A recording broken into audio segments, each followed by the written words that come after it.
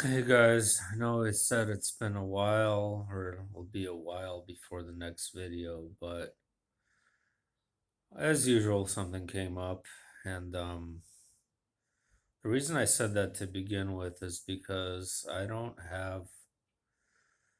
haven't had the mojo lately, or almost feel like I don't even have the mental ability to structure a video lately for some reason. I'm just so completely and utterly scatterbrained and having difficulty focusing.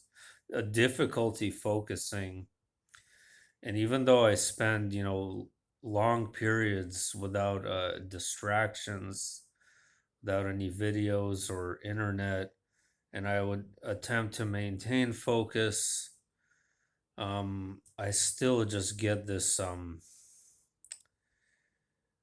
don't know, something's just off lately. And, especially up there in the sky. I've been discussing with a couple of people how things are really strange, specifically with the nighttime sky. We're noticing like strange patterns and sort of like almost invisible, like grid like patterns.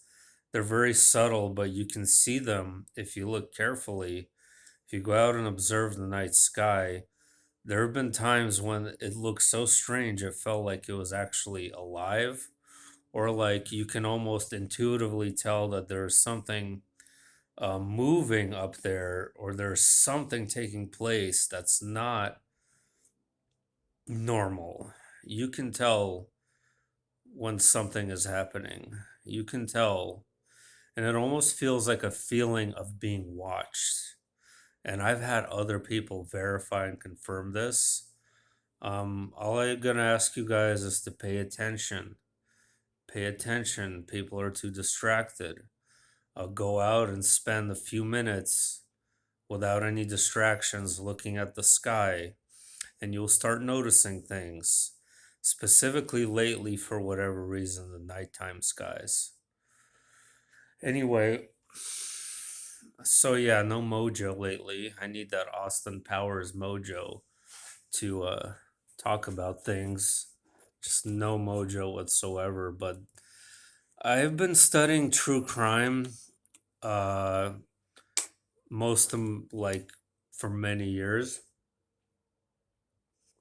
I discussed this before on my channel recently, where I was talking about a specific case of this guy in Mexico being some kind of a Satanist or whatever in a cult, ritualistic killings, blah blah blah. But right now, I'm gonna talk about something very different.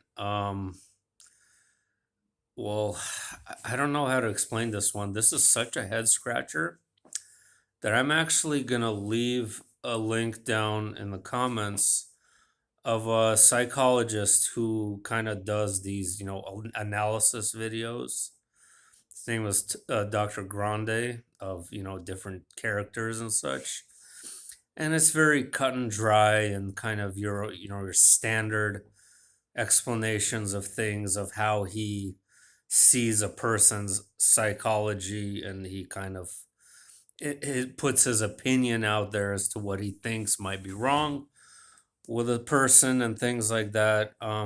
It's interesting though to watch. Regardless, I like his channel, and basically this has to do with someone named Jason Dalton, I believe. And you probably heard of him if you're into this stuff.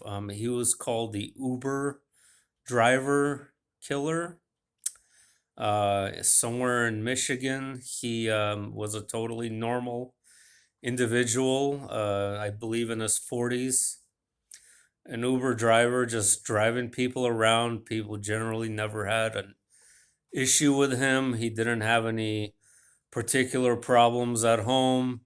He had a relatively decent childhood and upbringing.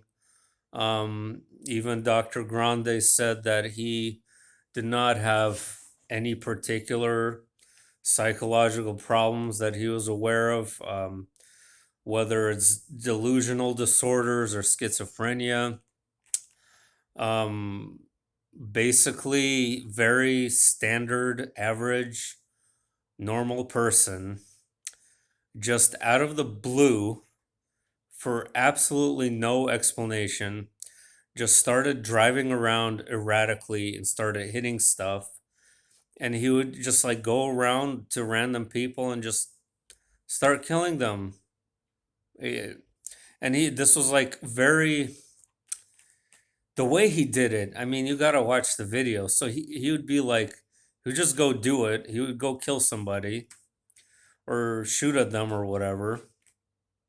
He'd go back to his house, change cars, start driving around like crazy again, start doing the same thing.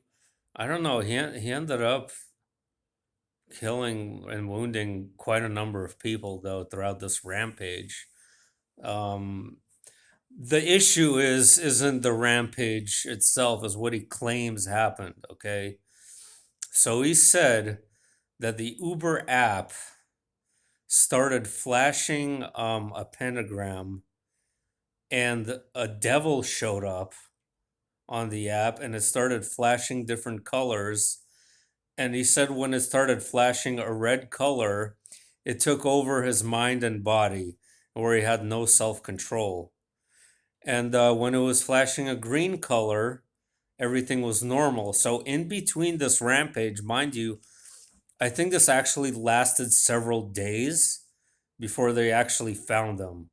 So, in between those several days, he managed to, during the green time, he drove people around normally and had nobody had any issues with him.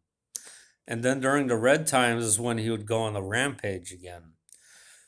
My point being is, this looks like a really solid case for mind control. Out of the probably thousands of true crime cases I've listened about and and studied MK Ultra mind control, this one really stands out to me. There's others, of course. There's the son of Sam killer in New York who also claimed that a devil. There's a number of people who claim the devil made me do it type of thing, but this being very specific to an app makes this all that much more terrifying, in the sense that if they're testing these things on apps, what are they going to come up with next? It makes you wonder how many people are mind controlled and don't even know it. Again, we have to discuss where your thoughts are coming from and how do you know who it is that's being put in your head, and what messages are being sent to you and from where. What is influencing you energetically and magnetically? What are these things? Obviously, it's very dark. Anybody with any true empathy can sense that whatever is taking place is very malevolent and is lowering the vibration and what I call the quantum oscillating harmonics of our situation here. So you have this character, but the thing is that when he went to trial, he didn't even try to defend himself, though, which kind of makes me think, okay, maybe he just did go nuts.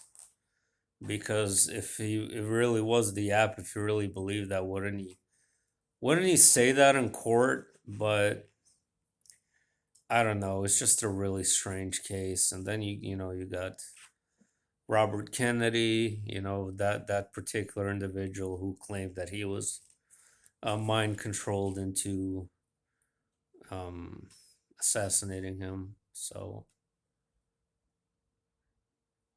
yeah, that's crazy.